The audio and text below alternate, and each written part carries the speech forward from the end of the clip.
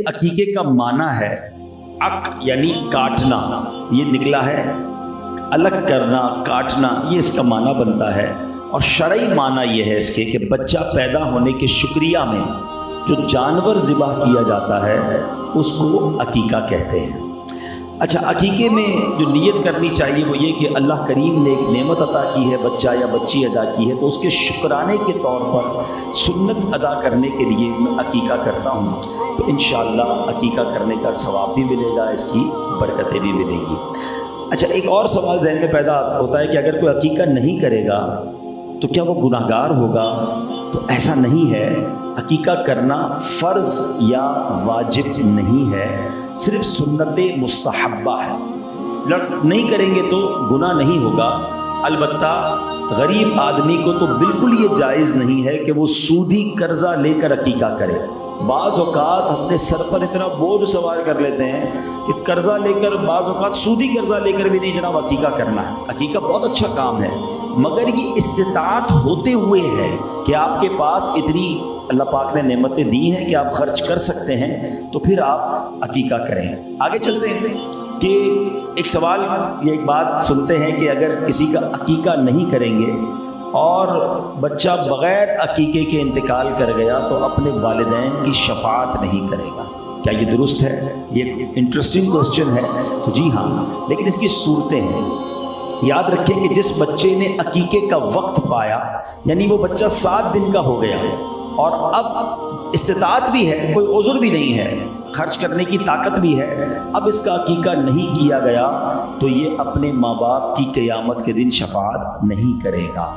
हदीस पाक में है कि लड़का अपने अकीके में गिरवी है, और इमाम अहमद रहमतुल्लाह तआला फरमाते हैं कि बच्चे का जब तक अकीका न किया जाए उसको वालिदैन के हक़ में शफाअत से रोक दिया जाता है। बाज़ औक़ात ये भी सवाल पैदा होता है कि बच्चा पैदा होने से पहले ही बाज़ औक़ात हमल गिर जाता है, तो अब उसका अकीका करना है कि नहीं, ये भी क्वेश्चन ज़हन में आता है। तो याद रहे कि जिसका कच्चा हमल गिर जाए तो उस पर अकीका नहीं होता, लेकिन ये बड़ी समझ लें कि सब्र वाला मकाम भी है, और ये देखा जाए तो बहुत बड़ी नेमत भी है, क्योंकि अहादीस में ये मज़मून मिलता है कि बेशक कच्चा बच्चा जो माँ के पेट से नामुकम्मल गिर जाए अपने रब से झगड़ा करेगा।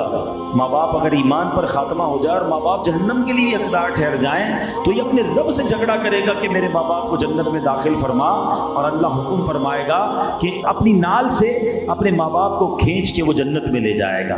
तो पता चला कि अगर किसी का कच्चा बच्चा हमल गिर जाता है, अल्लाह की रज़ा पर राज़ी रहना चाहिए। किसी का छोटा बच्चा नाबालिग भी अगर दुनिया से चला जाए, बाज़ औक़ात लोग बड़ा वावेला करते हैं, बड़ा शोर मचाते हैं, और इस वजह से जो है यूँ समझे कि बहुत बड़ी नेकी मिलनी थी, हम वो ज़ाया कर बैठते हैं। इन्नल्लाह मअस-साबिरीन, हम पढ़ते तो हैं इन्ना लिल्लाहि व इन्ना इलैहि राजिऊन कि अब अल्लाह ही का माल है, अल्लाह ही की तरफ लौटाया जाना है, पढ़ते भी हैं और फिर भी शिकवा करते हैं। अगर दिल की भी यही कैफियत हो, रिवायतों में आता है जब किसी का छोटा बच्चा दुनिया से चला जाता है तो अल्लाह फरिश्तों से पूछता है, बताओ मेरे बंदे ने क्या किया।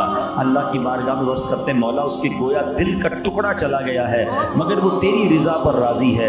अल्लाह उस बच्चे की दुनिया से जाने पर सब्र करने की वजह से माँ बाप की मग़फ़िरत फरमा देता है। तो हमें हर हाल में अल्लाह का शुक्र अदा करना है। बच्चे की पैदाइश हो तब भी शुक्र अदा करना है, बच्चा अल्लाह ना करे इंतकाल हो जाए तब भी अल्लाह की रज़ा पर राज़ी रहना है। बच्चा पैदा नहीं हो रहा, बे औलाद भी होते हैं कुछ लोग, मगर उनकी ज़बान पर भी बाज़ औक़ात बड़े शिकवे होते हैं। हमें उस पर भी रब का शुक्र अदा करना है कि जो मेरे मालिक की मर्ज़ी, मैं उस पर राज़ी हूँ। हमारा प्रॉब्लम ये है कि हम अपने जहन में कुछ चीज़ों को टारगेट बना लेते हैं, और जब वो नहीं मिलता तो हम उस पर बहुत ज़्यादा यूँ समझिए कि तकलीफ़ भी महसूस करते हैं और फिर अल्लाह की बारगाह में शिकवे करते हैं। देखिए, याद रखें अल्लाह करीम के फ़ैसले हमारे लिए बेहतरीन हैं। मैं आपसे सवाल करता हूँ, क्या हमारी माँ हमारे बारे में कभी कोई गलत फ़ैसला कर सकती है?